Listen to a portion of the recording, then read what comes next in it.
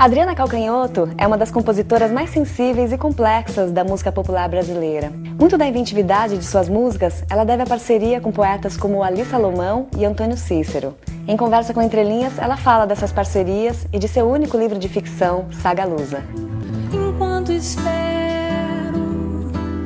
escrevo uns versos, depois rasgo. Eu adentrei o mundo da poesia um pouco pela música, que é uma coisa tradicional no Brasil, mas eu me lembro do deslumbramento com a coisa da poesia quando eu descobri que existiam os modernistas, o grupo do Oswald de Andrade, fiquei deslumbrada com aquilo. E aí, nesse momento, o Augusto de Campos lançou um livro que falava, isso no início dos anos 80, contava a história da Pagu. E ali eu descobri, então eu fui ler por causa do grupo, dos modernistas, da própria Pagu, e ali eu descobri o Augusto.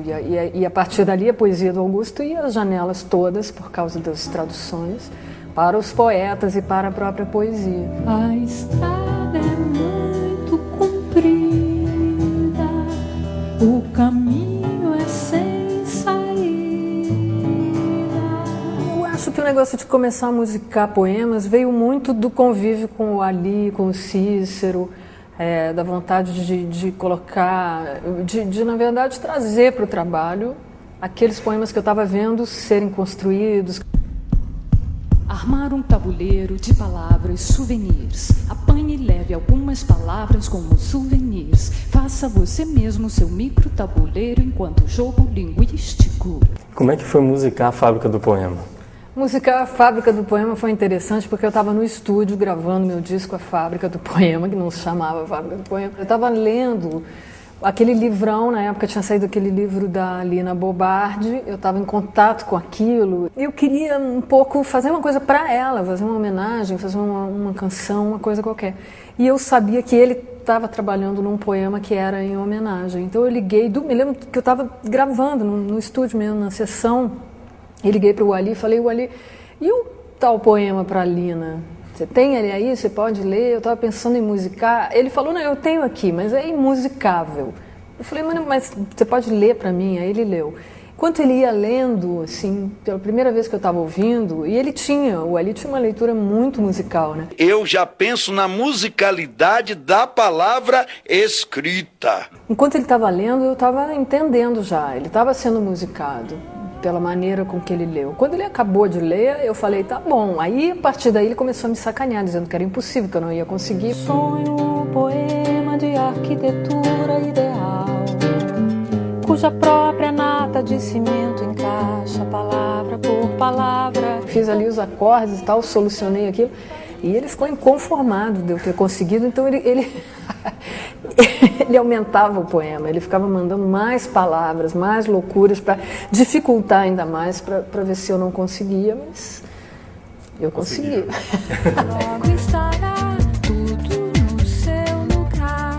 Com Cícero já é como? Ele te manda a letra e você põe a música ou rola das duas maneiras? Não, ele gosta de receber uma música. Então, Inverno é a nossa canção que eu fiz uma canção com letra e música, aí botei a letra no lixo e mandei para ele só a música, porque ele é poeta, ele gosta de contar sílabas, então ele quer uma forma dada, mesmo que não seja metricamente assim fechada, mesmo que seja livre, ele quer a forma para encaixar a letra ali.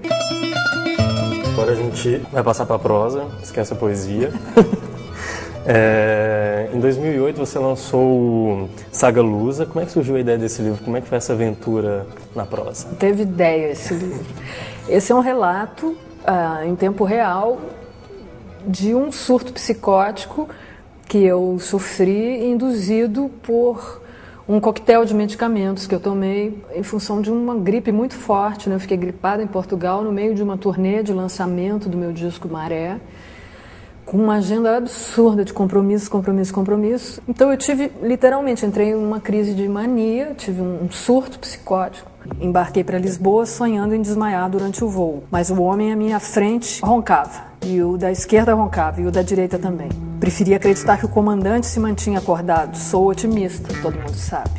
Eu me dei conta que o ideal seria, como estratégia, ocupar os comandos cerebrais no presente, no tempo presente, achei que a escrita era a melhor coisa para isso. E eu fui para o laptop responder um e-mail do Luciano Alabarce, meu amigo querido, que a gente troca e-mails assim. Aí eu, em vez de dizer, tá mais ou menos, eu escrevi um negócio gigante.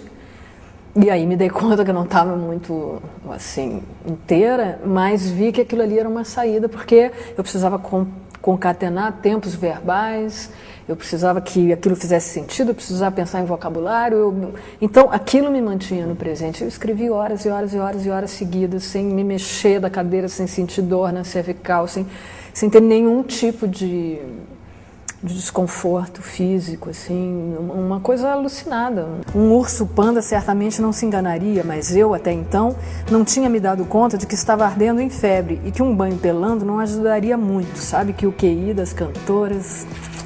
E pretende escrever alguma coisa mais agora, mais pensada? Nunca mais, eu não tenho nada a ver com isso, não tem nada a ver com prosa. Esse livro, eu precisei do livro, e é engraçado que as pessoas dizem, mas tudo bem, podia ter escrito e não ter publicado, né? Eu podia ter escrito, bom, acabou o surto, passou o negócio, mas eu achei que eu só estaria salva daquilo publicando, não sei porquê.